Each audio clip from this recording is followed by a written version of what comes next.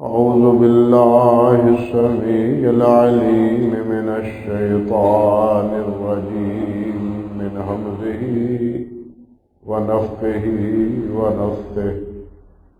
بسم الله الرحمن الرحيم. ولئن سألتهم من خلق السماوات والأرض ليقولن الله. قل أفرأيتم ما تدعون من دون الله إن أرادني الله بضر هل هن كاشفات ضره أو أرادني برحمة هل هن ممسكات رحمته. قل حسبي الله عليه يتوكل المتوكلون.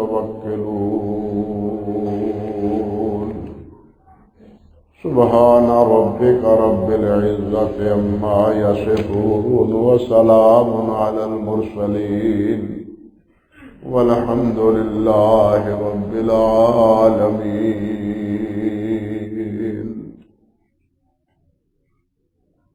محترم و معزز سامعین کرام، عزت مآب میری بہنوں اور بیٹیوں، اس آیت مبارکہ سے پہلے جو آج میں نے تلاوت کی ہے خطبے کے دوران،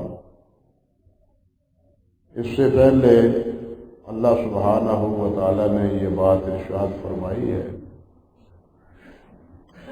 کہ جو اللہ سے ڈرنے والے ہیں، متقین ہیں، محسنین ہیں، وہ دنیا اور آخرت میں عزت پانے والے ہیں۔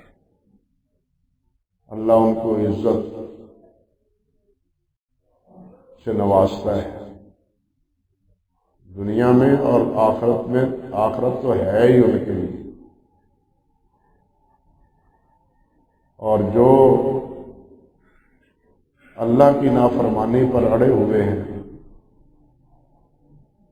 اور اللہ رب العزت کی شب و روز معصیت اور حکم عدولی وہ کر رہے ہیں، وہ بالآخر اپنے انجام کو پہنچیں گے۔ اللہ اکبر کبیرہ۔ اللہ سبحانہ و تعالی جو اللہ کے بندے ہیں ان کے لیے دنیا میں بھی اور آخرت میں بھی اللہ ہی ان کے تمام کام سنوارنے والا ہے۔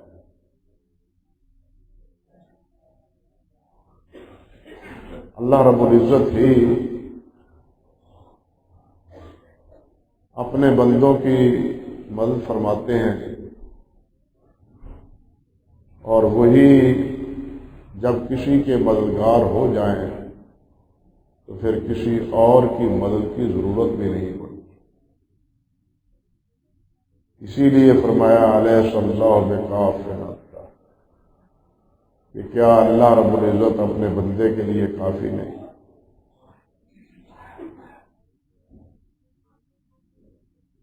اور وہ لوگ جو اللہ کے علاوہ دوسروں کو اپنا معبود بنائے ہوئے ہیں، وہ اس پروپیگنڈے میں ہیں اور اس بات کو ہوا دے رہے ہیں کہ ہمارے معبودوں کے خلاف جو اقدام کرے گا وہ خطا کھائے گا، ان کا نقصان ہوگا، جانی ہو سکتا ہے، مالی بھی ہو سکتا ہے۔ اللہ سبحانہ و تعالی نے فرمایا کہ یہ تمہاری گمراہی ہے، یہ تمہاری ضلالت ہے، اور جس کو اللہ ذوالجلال ذلیل کر دے، گمراہ کر دے، اسے کوئی ہدایت نہیں دے سکتا، اسے کوئی بھی راہ راست پر نہیں لا سکتا۔ یہ گمراہ بات سن لیں کہ اللہ رب العزت کی پکڑ سے کسی صورت نہیں بچ سکتا۔ اللہ عزیز اور ذی انتقام ہے، اللہ انتقام لینے والا ہے، اور وہ جب کسی سے انتقام لیتا ہے تو اس کے انتقام سے کوئی بھی بچ نہیں سکتا، خواہ وقت کا نمرود ہو، خواہ وقت کا فرعون ہو، وہ اللہ کے عذاب سے پھر پکڑ نہیں سکتا، بچ نہیں سکتا۔ اللہ اکبر کبیر۔ اب یہ جو آیت ہے یہ حقیقتاً پہلی آیات کا ہی تتمہ ہے۔ جو کچھ پہلے فرمایا ہے اللہ رب العزت نے، اسی بات کو ایک اور اسلوب میں اللہ ذوالجلال والاکرام نے وہی بات ارشاد فرمائی، اور وہ اسلوب بھی یہ کہ اس حقیقت کا اعتراف خود مشرکین اور کفار کرتے ہیں۔ اہل ایمان تو کرتے ہی کرتے ہیں، مگر مشرکین بھی کرتے ہیں، کفار بھی اس حقیقت کا اعتراف کرتے ہیں، لیکن اس کے باوجود وہ ایک اللہ وحدہ لا شریک کی عبادت کے لیے تیار نہیں۔ چنانچہ ارشاد فرمایا وَلَئِنْ سَأَلْتَهُم مَّنْ خَلَقَ السَّمَاوَاتِ وَالْأَرْضَ لَيَقُولُنَّ اللَّهُ، اگر آپ ان سے یہ پوچھیں کہ آسمانوں کو اور زمین کو پیدا کرنے والا کون ہے، آسمان ایک نہیں، آسمان، سماوات، 7 آسمان، تہ در تحت آسمان، اور ہر ایک آسمان کا دوسرے آسمان سے فاصلہ اس طرح کے حدیث میں آتا ہے 500 سال کی مسافت پر ہے۔ کوئی اندازہ کر سکتا ہے آسمان کی وسعت ہوگا؟ ابھی تک تو پہلے آسمان کی وسعت کا کوئی اندازہ نہیں کر پایا،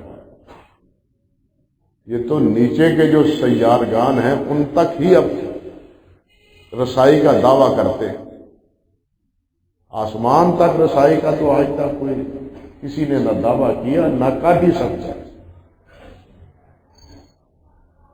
پہلے آسمان کے ارد گرد پھر اتنی دوری میں جتنی یہاں زمین سے آسمان کے مابین، اتنی ہی دوری میں دوسرا آسمان، اسی طرح تیسرا ہے، اسی طرح چوتھا ہے، اسی طرح پانچواں ہے، چھٹا ہے اور ساتواں ہے۔ اللہ اکبر کبیرہ۔ اور 7ویں آسمان کے اوپر پھر اللہ سبحانہ و تعالیٰ کا عرش، اور عرش کے مقابلے میں یہ 7 آسمان اور یہ زمین، عبداللہ ابن عباس فرماتے ہیں وہ ایسے ہے جیسے بہت بڑے صحرا میں ایک چھوٹا سا کڑا پڑا ہوا اور لوہے کا، اس کی کوئی حیثیت ہی نہیں گویا عرش کے مقابلے۔ تو جو مالک اتنے وسیع آسمان کو بنانے والا ہے اور زمین کو بنانے والا ہے، کیا اس کے علاوہ کوئی اور ہے بنانے والا؟ بنانے والے کا کیا مسئلہ؟ جتنے انسان ہیں وہ تو آسمان اور زمین کے بنائے جانے سے ہزاروں سال بعد بنائے گئے۔ انسان کی پیدائش سے، آدم علیہ السلام کی پیدائش سے یہ زمین، یہ آسمان، یہ ندی نالے، جو کچھ ہم دیکھ رہے ہیں یہ سب کچھ پہلے موجود ہے۔ تو کوئی انسان دعویٰ کر سکتا ہے کہ زمین آسمان کا کوئی حصہ میں نے بنایا ہے، یا زمین کا کوئی ٹکڑا میں نے سنوارا ہے، کوئی پہاڑ بنایا ہے یا کوئی صحرا بنایا ہے؟ حاشا وکلا، یہ ساری چیزیں تو اللہ سبحانہ و تعالیٰ نے انسان کے پیدا کرنے سے پہلے بنا دی تھی۔ تو کوئی کیسے کہہ سکتا ہے کہ جناب ہمارے معبودوں نے کا بھی کچھ حصہ ہے آسمانوں اور زمینوں کے بنانے میں؟ اللہ فرماتے ہیں ان سے پوچھیے من خلق السماوات والارض، آسمانوں اور زمین کو بنانے والا کون ہے؟ تو یہ اس کے علاوہ اور کوئی جواب نہیں دے سکتے. لَيَقُولَنَّ اللَّهُ، ضرور یہ کہیں گے کہ اللہ کے علاوہ کوئی بنانے والا نہیں. آسمانوں کو اور زمین کو اللہ ہی نے بنایا ہے، اس میں کسی کی بھی کوئی دخل اندازی نہیں ہے، کوئی کارگزاری نہیں. سب کچھ اللہ تعالیٰ بنانے والے. ہر چیز جس پر انسان کی نظر پڑتی ہے وہ اللہ ذوالجلال کی مخلوق ہے، اللہ نے ان کو بنایا. بلکہ انسان تو حافظ ابن قیم رحمۃ اللہ علیہ فرماتے ہیں فوائد میں کہ انسان تو اللہ ذوالجلال کی آخری مخلوق ہے. جتنی مخلوق ہے وہ پہلے بن چکی تھی. انسان آخری مخلوق ہے اللہ سبحانہ و تعالیٰ کی بنائی. اور یہ تو آپ جانتے ہی ہیں کہ جو آخری مخلوق ہوتی ہے وہ پیاری بھی بڑی ہوتی ہے. بڑھاپے کی اولاد وہ زیادہ پیاری ہوتی ہے. تو یہ انسان اللہ ذوالجلال کو پیارا بھی بڑا ہے.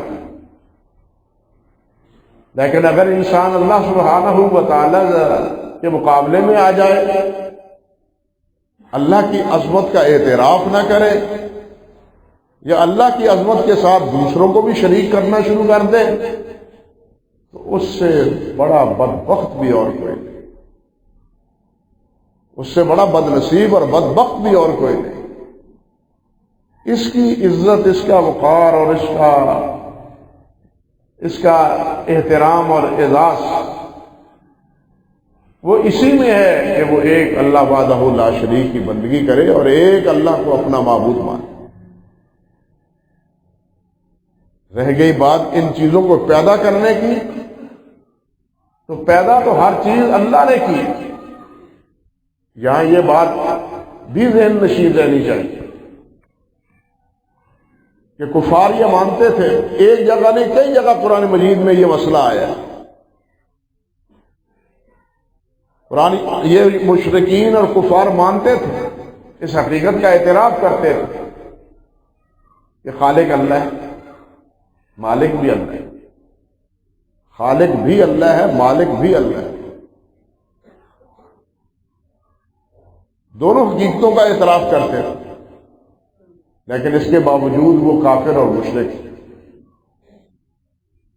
یہ بات اس چیز کی دلیل ہے کہ صرف اللہ رب العزت کو خالق اور مالک ماننے والا مسلمان نہیں ہے. ایک انسان اللہ کو مانتا ہے، بلکہ مسلمان تو بنتا ہے جب اللہ کے رسول صلی اللہ علیہ وسلم کی رسالت اور نبوت کا اعتراف کرتا ہے، اللہ کے رسول کی رسالت کا اعتراف بھی کرتا ہے، لیکن اللہ رب العزت کو خالق اور مالک بھی ساتھ مانتا ہے. صرف خالق اور مالک نہیں، رسول بھی مانتا ہے اللہ کے رسول صلی اللہ علیہ وسلم. پھر بھی وہ شرک کی گمراہیوں سے بچا ہوا نہیں، وہ بھی پھر شرک میں مبتلا ہے. کیوں؟ کہ وہ اللہ کو ایک معبود نہیں مانتا. مشرکین کا نبی علیہ الصلوۃ والسلام کے سے کیا جھگڑا تھا؟ کیا اس بات میں جھگڑا تھا کہ اللہ کے علاوہ اور کوئی خالق ہے؟ مشرکین کا کوئی جھگڑا نہیں تھا نبی علیہ الصلوۃ والسلام کے ساتھ. انہوں نے کبھی اس مسئلے میں اختلاف نہیں کیا. ہمیشہ انہوں نے اعتراف کیا کہ ہر چیز کا خالق ہمارا بھی خالق، بارشیں برسانے والا، زمین سے یہ رزق نکالنے والا، یہ سب کچھ اللہ وحدہ لا شریک، اس کا اعتراف کرتے تھے.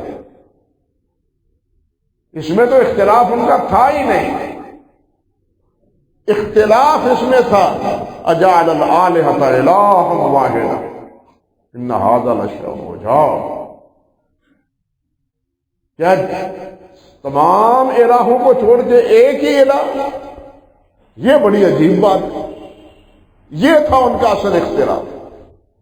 یہ چیز بتلاتی ہے کہ اگر انسان کو خالق اور مالک رازق سب کچھ مان لیا جائے لیکن وحدہ لا شریک نہ مانا جائے اس وقت تک وہ اس کے ایمان درست نہیں ہے۔ انسان مانے کہ اللہ رازق بھی ہے، خالق بھی ہے، مالک بھی ہے، سب کچھ دینے والا وہ ہے، یہ سب کچھ مانے، لیکن یہ نہ مانے کہ عبادت ایک ہی کرنی ہے، یہ نہ مانے اور ایک ہی کی عبادت نہ کرے تو وہ اللہ رب العزت کو صحیح طور پر نہیں مانتا۔ خالق اور مالک، جو خالق ہے وہی عامر ہے، جو خالق ہے وہی حاکم ہے۔ الا لہ الخلق والامر، خالق وہ ہے، مخلوق اس کی ہے، مخلوق پر حکمرانی بھی اس کی۔ مخلوق میں سے کوئی ہے جو اپنی مرضی سے آیا ہو، جو اپنی مرضی سے بن گیا ہو، خواہ وہ جمادات ہوں یا متنفسین ہوں، جاندار ہو، اپنی مرضی سے کوئی پیدا ہوا ہے، بنا ہے؟ نہیں، اللہ کی مرضی سے بنا ہے۔ اللہ کی مرضی سے انسان بنا ہے، اللہ کی مرضی سے یہ پہاڑ، ندی، نالے، سمندر سب کچھ اللہ کی مرضی اور اللہ کے حکم سے بنے، اور ان کی تباہی اور ان کی بربادی وہ بھی اللہ کے حکم سے ہو۔ اللہ اکبر، بنانے والا بھی وہی، اس کھیڑ کو ختم کرنے والا بھی وہی، اور ختم کر کے اثر نو اس کو پھر بحال کرنے والا بھی وہی۔ ایک مرحلہ ایسا ہوگا کہ یہ آسمان زمین ہر چیز کی شکل بدل جائے گی، نوعیت حیثیت ختم ہو جائے گی، آسمان گر جائے گا،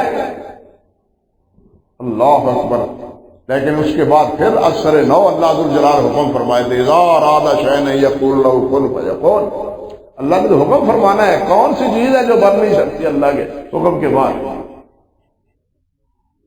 اللہ نے حکم کہنا ہے، اللہ کی الوہیت کا تقاضا ہی یہی، ہر چیز اللہ رب العزت کے اختیار میں ہے، اسی کی حکمرانی، جو خالق ہے عامر بھی وہی ہے، حاکم بھی وہی ہے۔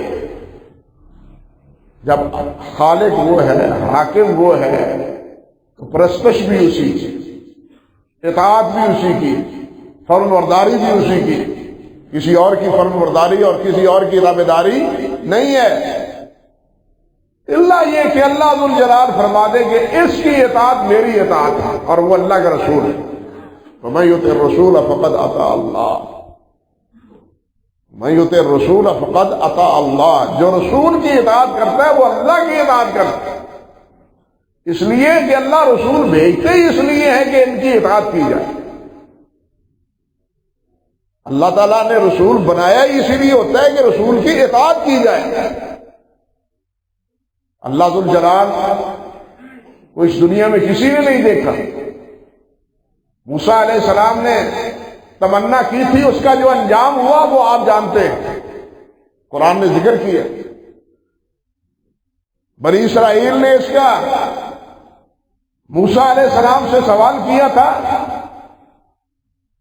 لَن نُؤْمِنَ لَكَ حَتَّىٰ نَرَى اللَّهَ جَهْرًا، جب تک اللہ کو دیکھ نہ لے ہمارا ایمان نہیں۔ نتیجہ کیا ہوا؟ یہ منہ اور منہ مسور کی دال، حکم دیا چاروں نالائق کو ختم ہو جاؤ، مر گئے سب۔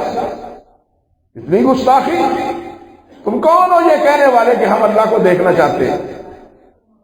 یہ دیکھنے کا مسئلہ اہل جنت میں ہے، اہل جنت کے لیے، کسی اور کے لیے نہیں ہے۔ یہ اعزاز صرف اہل جنت کے لیے کہ وہی اللہ ذوالجلال والاکرام کو دیکھ سکیں گے، اللہ کی زیارت کر سکیں گے، اللہ توفیق عطا فرمائے۔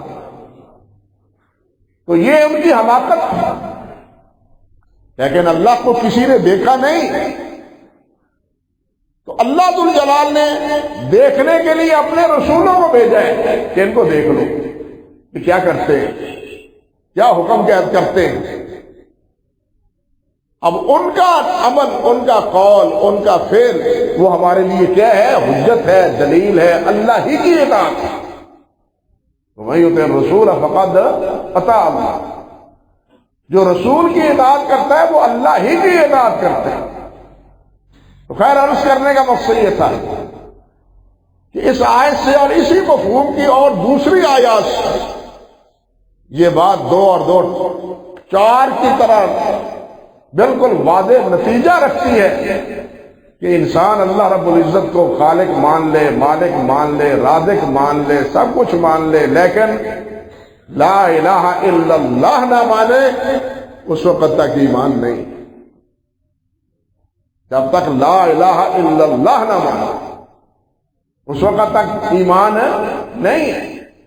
ایمان کا متحقق ہوتا ہے، یہ کفر اور شرک کی پگڈنڈیوں سے اس وقت نکلتا ہے جب وہ اس بات کا اقرار کرتا ہے کہ لا الہ الا اللہ، اللہ کے علاوہ کوئی الہ نہیں۔ اللہ اکبر کبیرہ۔ تو یہاں اللہ رب العزت فرماتے ہیں وَلَئِنْ سَأَلْتَهُم مَّنْ خَلَقَ السَّمَاوَاتِ وَالْأَرْضَ لَيَقُولُنَّ اللَّهُ، تو یہ کہتے ہیں کہ اللہ، کیونکہ مخلوق تو آسمان اور زمین کے بننے سے ہی بات بنی ہے، اس لیے ان کے بنانے میں کسی مخلوق کا، کسی انسان کا عمل دخل نہیں ہے، اس لیے اس کے بغیر اور کوئی ان کے پاس جواب ہی نہیں ہے۔ تبھی فرمایا لَيَقُولُنَّ اللَّهُ، تو یہ کہیں گے کہ اللہ۔ اور یہ بات ایک جگہ نہیں، کئی جگہ پر اللہ رب العزت نے فرمائی، صرف ایک مقام دیکھیے۔ اللہ رب العزت ایک مقام پر فرماتے ہیں قُلْ مَنْ يَرْزُقُكُم مِّنَ السَّمَاءِ وَالْأَرْضِ، بتلاؤ آسمان سے رزق کون نازل کرتا ہے، یہ بارش برسانے والا کون ہے؟ تمہارے رزق کا فیصلہ آسمانوں پر ہوتا ہے، وَفِي السَّمَاءِ رِزْقُكُمْ، تمہارے رزق کا فیصلہ جو آسمان پر ہوتا ہے، یہ فیصلہ کرنے والا کون ہے؟ اور زمین سے جو کچھ نکلتا ہے جس کو تم کھاتے ہو، اس کو پیدا کرنے والا کون ہے؟ أَنْتُمْ تَزْرَعُونَهُ أَمْ نَحْنُ الزَّارِعُونَ، ان کھیتیوں کو تم اگانے والے ہو یا میں اگانے والا ہوں؟ میرے علاوہ کوئی ہو اور ہے اگانے والا؟ کوئی اگانے والا ہے۔ اللہ ذوالجلال اگر چاہے تو نہاتی کھیتیوں کو برباد کر دے، اور ہوئے ہیں واقعات خود قرآن میں موجود، لہلہا رہی ہیں، کھیتیاں بالکل پکنے کو تیار ہیں، پھل توڑنے کے لیے مالک تیار ہے، لیکن صبح جاتے ہیں تو وہ بنی بنائی کھیتی ساری ہوا منصورہ دیکھتے ہیں، جس طرح کے سورۃ الکہف میں۔ تو یہ سب کچھ کرنے والا کون ہے؟ آسمان سے نازل یہ اور زمین اور آسمان سے یہ رزق دینے والا، رزق مہیا کرنے والا کون ہے؟ اس کے اسباب پیدا کرنے والا وہ کون ہے؟ اَمَّن يَمْلِكُ السَّمْعَ وَالْأَبْصَارَ، بتلاؤ تمہاری آنکھوں اور تمہارے کانوں کا مالک کون ہے؟ تم تو سمجھتے ہو نا میں مالک ہوں، لیکن اگر اللہ اندھا کر دے تو کوئی بصارت لا سکتا ہے؟ اللہ، اگر اللہ یہ سماعت ختم کر دے تو کوئی سماعت لا سکتا ہے؟ اور اگر آلے لگاؤ گے بھی تو وہ بھی قیمت پر لگاؤ گے، کانوں میں بوجھ وکر بوجھ لگا کے ان سے سنو گے، اس کو ہٹا کے تم سننے کا قادر ہی نہیں۔ یہ سننے اور دیکھنے کی صلاحیت میں نے تمہیں دی، بلکہ دیکھنا تو کجا رہا بھائیو، آنکھ جھپکنے کی بھی توفیق اللہ نے دی۔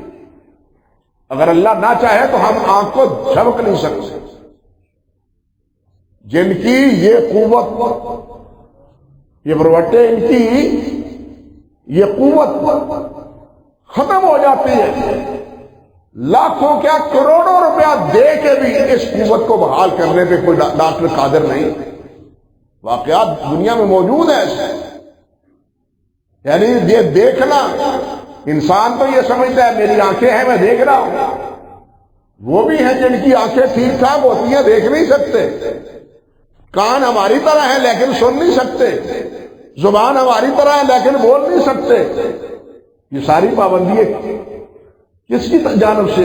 اللہ تعالیٰ کی طرف سے۔ اللہ اکبر کبیرہ۔ وَمَن يُخْرِجُ الْحَيَّ مِنَ الْمَيِّتِ وَمَن يُخْرِجُ الْمَيِّتَ مِنَ الْحَيِّ، کون ہے جو مردہ سے زندہ اور زندہ سے مردہ پیدا کرتا ہے؟ مردہ سے زندہ پیدا کرتا ہے۔ حضرت مولانا ثناء اللہ رحمۃ اللہ علیہ نور اللہ مرقدہ، فاتح قادیان کا ایک واقعہ یاد آیا، مناظرہ عالیہ سے مناظرہ ہوا، فرمانے لگے بھی یہ بتلاؤ، ایک محل بنایا ہے، کسی مکان بنایا ہے بہت خوبصورت، بہت خوبصورت محال بنایا اور اس کو ارد گرد بڑی مضبوط دیوار کھڑی کر دی. دیوار کھڑی کرنے کے بعد محل رہا جب تک مالک کی مرضی رہی، محل بنا رہا. لیکن مالک اچانک کیا دیکھتا ہے کہ اسی محل سے ایک آدمی نکل رہا ہے. اسی محل سے ایک آدمی نکل رہا ہے. فرمایا کیا یہ ممکن ہے؟ وہ کہتا ہے میں اس محل سے نکلا ہوں. مالک کہے گا یہ تو خالی میں نے رکھا تھا، کوئی تھا نہیں یہاں، تم کہاں سے آ گئے جھوٹ بولتے ہو؟ مانے گا کوئی؟ نہیں جی.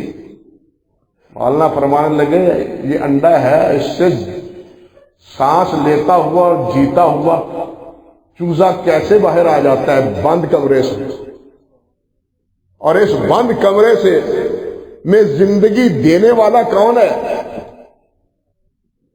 اور پرورش کرنے والا، اس کی خوراک کا مہیا کرنے والا کون ہے، اور پھر اس سے نکلنے والا اس مردہ بے جان چیز سے زندہ پیدا کر دیا بند کمرے سے. یہ کون ہے کرنے والا؟ اللہ ہے. تو مردہ سے زندہ اور زندہ سے مردہ پیدا کرنے والا کون ہے؟ اللہ رب العزت. زندہ سے طاقتور سے اپاج پیدا ہوتے ہیں، وہ تیز یا نہیں ہوتے، اپاج ہوتے ہیں، میاں بیوی صحت مند ہوتے ہیں. اور بعض ایسے بھی ہیں جو مریض ہوتے ہیں اور اولاد جو ہے وہ خود صحت مند ہوتی ہے. یہ پہلو بھی اس میں شامل ہے. یہ سارے اختیارات کس کے پاس ہیں؟ میرے اللہ کے پاس. مت کوئی سمجھے کہ یہ میری قوت ہے، میری طاقت ہے اور میری دانش مندی ہے اور میری جناب عقل مندی ہے. نہیں، یہ سب اللہ رب العزت کا فیضان. یہ اللہ تعالیٰ کی، کیونکہ یہ بن مانگی عطا ہے، بن مانگی عطا ہے یہ اللہ رب العزت کی. آپ دیکھیں نا، ربنا ہب لنا من لدنک رحمہ، ربنا ہب لنا من ازواجنا و ذریاتنا، دونوں جگہ ہب کا لفظ. ہمیں ہبہ کر دے. ہبہ میں معاوضہ نہیں ہوتا. ہبہ میں معاوضہ ادلا بدلا، تو دے تو میں دیتا ہوں، یہ نہیں ہوتا. ہبہ میں بس عنایت ہوتی ہے، لے لو جی. تو یہ اولاد بغیر مانگے کون دے رہا ہے؟ ربنا ہب لنا من ازواجنا و ذریاتنا قرۃ اعین. ایسی اولاد عطا فرما، ایسی بیوی عطا فرما جو ہماری آنکھوں کی دنیا میں بھی اور قیامت میں بھی آنکھوں کی ٹھنڈک بنے. دنیا میں تو اطاعت گزار بیوی اور اولاد بنتی ہے، اور آخرت میں یہی جب جنت میں جاتے ہیں سب ٹھنڈی ہوتی ہے. اگر والدین یا والد یا کوئی ان میں سے ایک جنت کو جا رہا دوسرے جہنم کی راہ لے رہے ہوں تو والد کی آنکھ ٹھنڈی ہوگی؟ نہیں. اور اس کی آنکھ ٹھنڈی تب ہوگی جب ان کے ہمراہ. میرے مولا تیری کتنی عطا ہے، اللہ اکبر کبیرہ. سچی بات ہے کہ ہمیں وما قدر اللہ حق کا قدر، ہمیں اللہ رب العزت کی عظمت کا احساس ہی نہیں. ہم جانتے ہی نہیں، آگاہ ہی نہیں. اللہ کی رحمتوں کی انتہا دیکھیے کہ اولاد بالفرض اس مقام پر یا بالفرض والدین اس مقام پر نہیں ہیں جو مقام اللہ ذوالجلال نے باپ کو یا ماں کو یا اولاد کو دیا. لیکن اللہ ذوالجلال والاکرام ان کی آنکھوں کو ٹھنڈا اور ان کو بے فکرہ کرنے کے لیے جن کے اعمال کم ہوں گے ان کو بھی بڑے اعمال بنا کے اکٹھوں کو جنت میں بھیج دیں. اللہ اکبر کبھی. یہ کتنی بڑی عنایت ہے تاکہ میرے جنت میں جانے والوں کو فکر نہ ہو. اللہ اکبر کبھی. وہ جنت ہی کیا جہاں فکر ہو. بات سمجھا؟ وہ جنت ہی کیا جس میں فکر ہو، فکر مندی ہو. اس لیے مومن اور ان کی اولاد وہ جنت میں جائے گی اللہ کے فضل و کرم سے. اگر اعمال کم ہیں، نیکیاں کم ہیں، فریقین میں سے کسی ایک کی، تو اللہ ذوالجلال اپنی طرف سے فیضان سے اپنے کرم سے دونوں کو برابر کر دے گا. بتلائیے کتنا کرم ہے اللہ ذوالجلال والاکرام. اللہ چاہتے ہیں کہ میرے بندوں کو عذاب ہو؟ بالکل نہیں چاہتے، اللہ بالکل نہیں چاہتے، اللہ کی قسم۔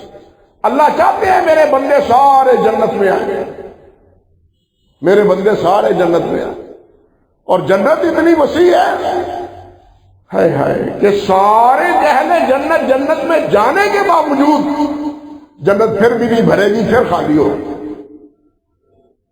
جنت نہیں بھرے گی، جنت پھر خالی رہے گی۔ حدیث میں آتا ہے، صحیح بخاری میں ہے، مسلم میں، کہ اللہ ذوالجلال اور انسان پیدا کرے گا اور ان انسانوں کو بغیر عمل کے، بغیر حساب کتاب کے جنت عطا فرما دے گا، تب جنت جا کے بھری۔ جنت تو چھوٹی ہے، یہ جو اللہ ذوالجلال کے پیارے پیغمبر نے فرمایا کہ جنت کے 100 درجے ہیں اور ایک درجہ دوسری درجے سے اتنا بلند ہے، اتنا دور ہے، جس طرح کہ یہ زمین و آسمان، اتنی دوری پر۔ اللہ اکبر کبیرہ، اللہ اکبر کبیرہ۔ تو اللہ فرماتے ہیں وَمَن يُخْرِجُ الْحَيَّ مِنَ الْمَيِّتِ وَيُخْرِجُ الْمَيِّتَ مِنَ الْحَيِّ وَمَن يُدَبِّرُ الْأَمْرَ۔ کاموں کا فیصلہ کون کرتا ہے؟ تقدیر کون بناتا ہے؟ معاملات کا کوئی نتیجہ خیز کون کرتا ہے؟ تم کرتے ہو؟ تمہارا ارادہ تو کچھ اور ہوتا ہے، نتیجہ کچھ اور ہوتا ہے۔ حضرت علی کیا فرمایا کرتے تھے؟ عرفت ربی بفصل العزائم، میں نے اپنے رب کو پہچانا ہی اس بات پر ہے، میں کچھ کرنا چاہتا ہوں، اللہ کا فیصلہ کچھ اور ہوتا ہے۔ اس بھولے انسان نے، بھولے بھٹکے انسان نے تو حضرت علی کو خدا بنا دیا ہے، معاذ اللہ ثم استغفر اللہ۔ اٹھتے بیٹھتے مشکل کشا علی یا علی یا علی نعرے لگتے ہیں نا، لیکن علی کیا کہتے ہیں رضی اللہ تعالیٰ عنہ؟ چاہتا میں کچھ ہو اور ہوں، فیصلہ اللہ کا کچھ اور ہوتا ہے۔ مجھے تو تب پتہ چلتا ہے کہ کنڈی ہلنے والی کہیں اور سے ہے، میرے اختیار میں نہیں ہے، کنڈی کہیں اور سے ہل رہی ہے، میرے اختیار میں نہیں ہے۔ عرفت ربی بفصل العزائم، اس لیے کاموں کی تدبیر اللہ کرنے والا ہے، یہاں آنے کا، جانے کا، رزق دینے کا، نہ دینے کا، مقدر یعنی ایک مقدار کے مطابق دینے کا، ہر چیز کا فیصلہ۔ حتیٰ کہ بارش برستی ہے تو ایک قطرہ بھی اللہ کے حکم کے علاوہ نہیں برس سکتا۔ اللہ کے علم میں ہے کہ بارش کے کتنے قطرات یہاں، ہمیں تو وہ پانی ریلے کی طرح بہتا ہوا ہی نظر آتا ہے، یا موسلا دھار بارش نظر آتی ہے، لیکن اللہ ذوالجلال کو ایک ایک قطرے کا علم ہے۔ اللہ ذوالجلال کو جتنے درخت ہیں ان کے ایک ایک پتے کا علم ہے، اور یہ بھی علم ہے، قرآن کہتا ہے یہ بھی علم ہے کہ یہ پتا سوکھ کے گر رہا ہے اور یہ کتنی دیر بعد سوکھ کے یہ گرے گا۔ یہ سب کچھ کس کے پاس ہے؟ اللہ کے پاس۔ من یدبر الامر، یہ سارے فیصلے کس کے پاس ہیں؟ کوئی اور کرتے ہیں؟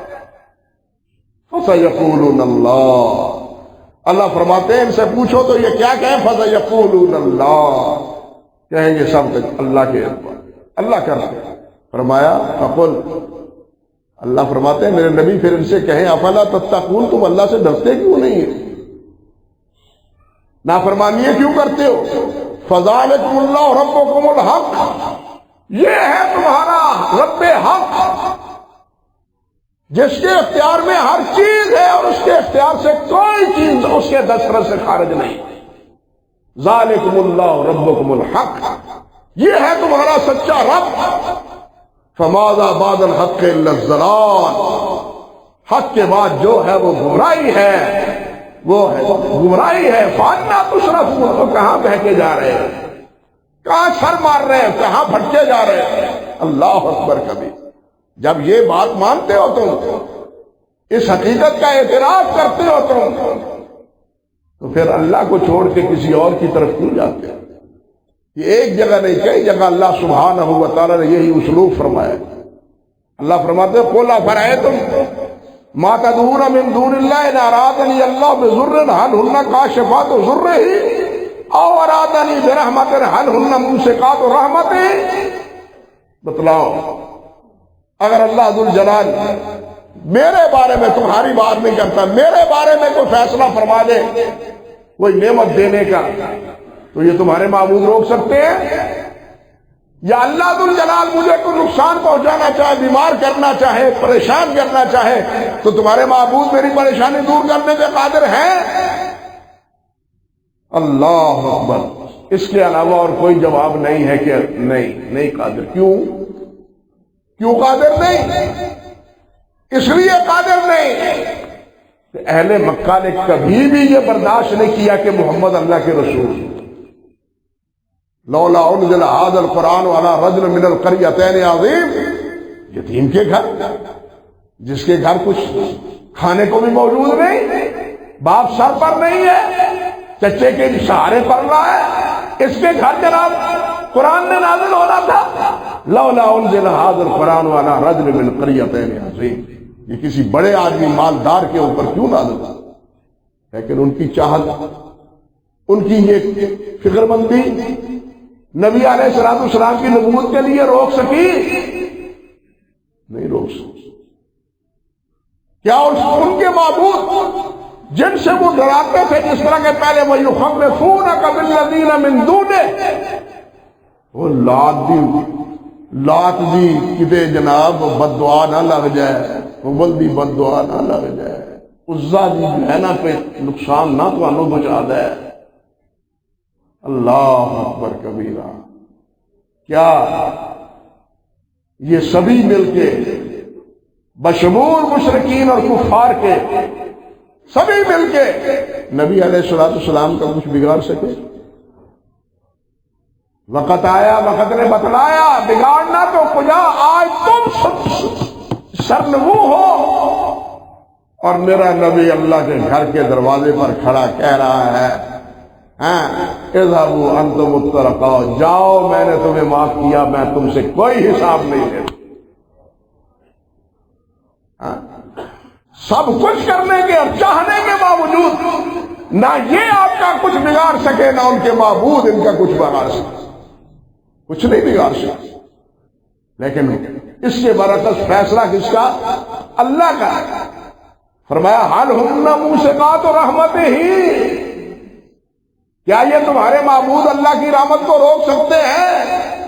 میرے اوپر اللہ کی کتنی رحمتیں ہیں کہ تم نے مجھے تو اس گھر سے نکالا تھا، میں رات کے اندھیرے میں نکلا تھا، اور آج دن کے سویرے میں 10,000 فوج کا لشکر لے کے تمہارے سروں پر کھڑا ہوں.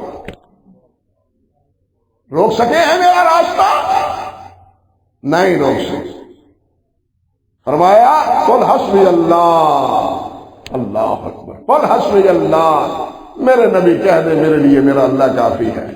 یہ تمہارے معبود یہ نہ میرا کچھ بگاڑ سکتے ہیں، جس سے تم مجھے ڈراتے ہو، خوف زدہ کرتے ہو، یہ نہ میرا کچھ بگاڑ سکتے ہیں، نہ میرا کچھ سنوار سکتے ہیں. میرے لیے میرا اللہ کافی ہے. قل حسبی اللہ علیہ یتوکل المتوکلون. توکل کرنے والوں کو اسی پہ توکل کرنا چاہیے، کسی اور پر توکل نہیں کرنا چاہیے. یہ خلاصہ ہے اس آیت مبارکہ کا. اللہ ذوالجلال ہمیں بھی اسی آیت کا مصداق، اللہ پر توکل کرنے والا، اللہ پر بھروسہ کرنے والا، کسی اور پر بھروسہ نہیں، اللہ پر بھروسہ. اللہ خود اسباب پیدا کر دیتا ہے، اللہ خود ذرائع پیدا کرتے ہیں. ہمارے مولانا محمد عائش صاحب رحمت اللہ علیہ عجیب انسان وہ فرمایا کرتے تھے، اور یہ بات میں نے ایک بار نہیں کئی بار اپنے ان کانوں سے سنی. وہ کہا کرتے تھے مجھے بھی سمجھ نہیں آتی مولوی صاحب، جس سال میرے پاس پیسے ہوتے ہیں میں حج اور عمرے کے پر نہیں جا سکتا، اور جس سال ہوتے ہیں نہیں جا سکتا، اور جب نہیں ہوتے اس وقت چلا جاتا. کیسی الٹی چال ہے. یعنی یہ ایک بار کا مسئلہ نہیں. فرماتے ہیں جب پیسے ہوتے ہیں میں نہیں جا سکتا، کوئی نہ کوئی رکاوٹ، کوئی نہ کوئی الجھاؤ، کوئی نہ کوئی مصیبت. لیکن پیسہ جب کوئی نہیں ہوتا تو پھر میں مکے پہنچ جاتا ہوں، بیت اللہ پہنچ جاتا ہوں اللہ کے فضل و کرم سے۔ اور ایسے ایسے وہاں پہنچنے کے ان کے واقعات ہیں، عقل دنگ رہ جاتی ہے۔ ان کا توکل کس پر تھا؟ اللہ پر، نہ پیسے پر نہ پیسے والوں پر۔ بات سمجھے بات؟ نہ پیسے پر نہ پیسے مجھے پیسے ہون گے تو پھر کریے نا، پیسے ہون کے تو کریے نا۔ یہ پیسوں پر توکل ہے، یہ کس پر توکل ہے؟ لیکن پیسے ہوں بھی تو نہیں جاتا۔ کیا سارے پیسہ رکھنے والے جاتے ہیں؟ کیوں بھائی؟ پیسہ رکھنے والے جاتے ہیں سب؟ نہیں، وہی جاتا ہے اگرچہ وہ کسی مسجد کا صفائی کرنے والا ہی کیوں نہ ہو۔ جب اس کا مقدر اللہ بنا دیتے ہیں تو وہ چلا جاتا ہے، مالک نہیں جاتا۔ توکل اس کا ہے، بھروسہ اس کا ہے، کافی ہم سب کے لیے وہی ہے، اور سب کے لیے، ایک انسان ایک کے لیے، دو کے لیے، 10 کے لیے، لیکن وہ ساری مخلوق کے لیے کافی۔ وقل حسبی اللہ، ہم سب کے لیے اللہ کافی۔ اللہ ذوالجلال ہمارے کام بھی سنوارے، ہماری بگڑی بھی سنوارے۔ اللہ ہمیں اپنی ذات گرامی پر توکل کی توفیق عطا فرمائے۔ وآخر دعوانا ان الحمد للہ رب العالمین۔